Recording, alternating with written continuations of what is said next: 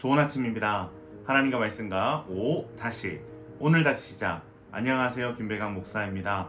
오늘 함께 묵상할 말씀은 출애굽기 22장입니다. 중심 구절은 출애굽기 22장 31절입니다. 너희는 내게 거룩한 사람이 될지니 들에서 짐승에게 찢긴 동물의 고기를 먹지 말고 그것을 개에게 던질지니라. 아멘. 앞장에서 신체 상해를 다루었다면 본장에서는 재산에 관한 문제, 특히 도난이나 분실에 의해 입은 손실을 보상하는 문제로 초점이 옮겨갑니다. 1에서 15절까지를 구성하는 6가지 재산권에 관한 법은 주제에 따라 3종류로 구분될 수 있습니다. 첫 번째, 도둑에 관한 법률입니다. 여기서 주목해 보아야 할 것은 도둑이라 할지라도 기본적인 인권은 보호받게 된다는 것입니다. 누가 누군지 쉽게 분별할 수 없는 밤에 이 도둑질을 하다가 주인에 의해 죽임을 당할 경우에는 주인에게 살인죄가 적용되지 않지만, 날이 밝은 상황에서 도둑질을 하다가 걸린 도둑을 죽이게 되면 주인에게 살인죄를 적용합니다. 이것은 비록 주인이 자신의 재산을 보호할 권한을 지녔다 할지라도 과도한 힘을 사용하여 살인을 저지른 것은 용납하지 않겠다라는 것입니다. 하나님의 법은 이러한 균형을 이루는 중요한 역할을 해줍니다. 두 번째는 곡식 피해에 관한 법률입니다. 여기서 주목해 보아야 할 점은 율법은 과실과 사고를 분명하게 구분한다는 것입니다. 초래된 결과는 같을지라도 예방할 수 있는데 적절한 조치를 취하지 않아 빚어진 사고는 더 크게 보상해 주어야 합니다. 이것은 하나님께서 결과로 사람을 판단하시지 않으시고 과정과 동기로 판단하시는 분이심을 보여줍니다. 세 번째로 보관 사고에 관한 법률입니다.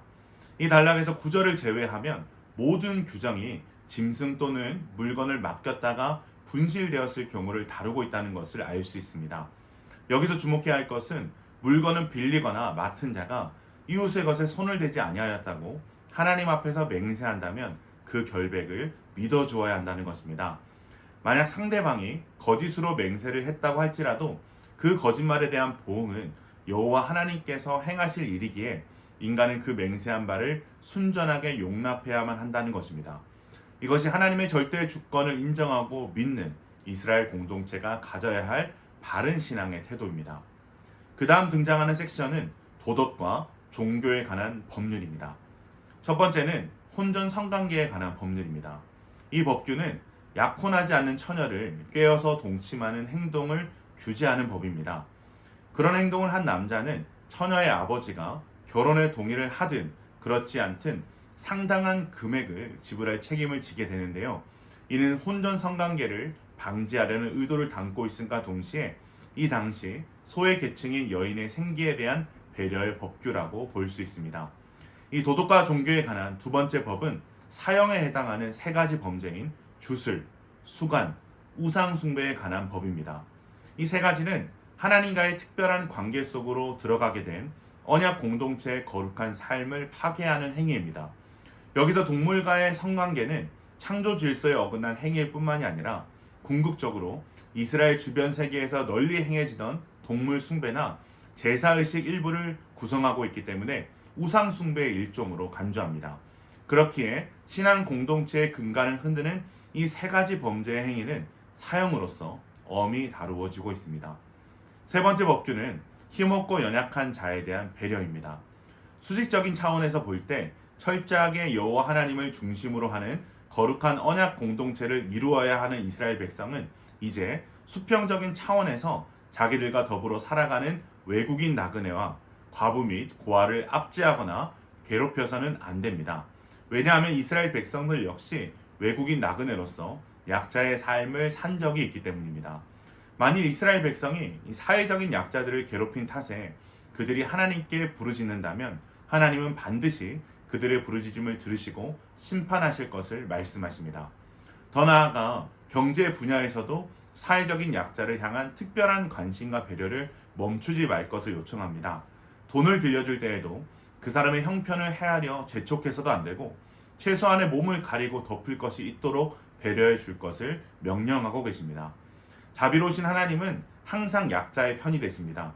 그러므로 하나님의 언약 백성 또한 항상 이들을 배려하고 돌보아야 할 의무가 있습니다. 네 번째는 권위자에 대한 법규입니다.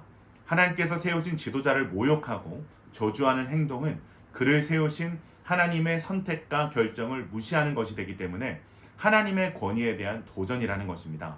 즉 하나님의 절대 주권을 인정하고 하나님이 세우신 질서에 순복하는 것이 언약 공동체의 근간이 되는 것입니다.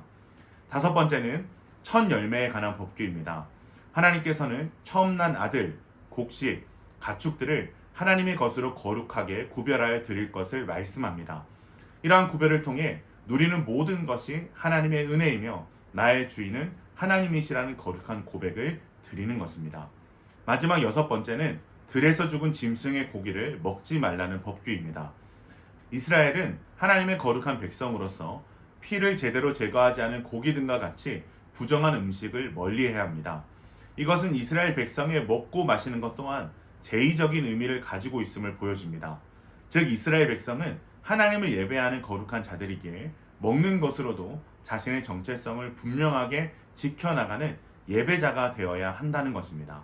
사랑하는 기쁨 가족 여러분, 오늘 등장한 여러 가지 법들이 우리에게 주는 핵심 메시지는 하나님의 백성에게 요구되는 것은 하나님을 향한 존중이라는 것입니다. 결국 이 모든 법규를 잘 지키는 것은 이스라엘의 참 주인이신 하나님을 존중하는 방법들입니다. 사무엘상에 보면 나를 존중히 여기는 자를 내가 존중히 여기고 나를 멸시하는 자를 내가 경멸하리라 라는 하나님의 말씀이 기록되어져 있습니다. 여기서 존중은 하나님을 무겁게 여기는 마음이고 멸시는 하나님을 가볍게 여기는 마음입니다.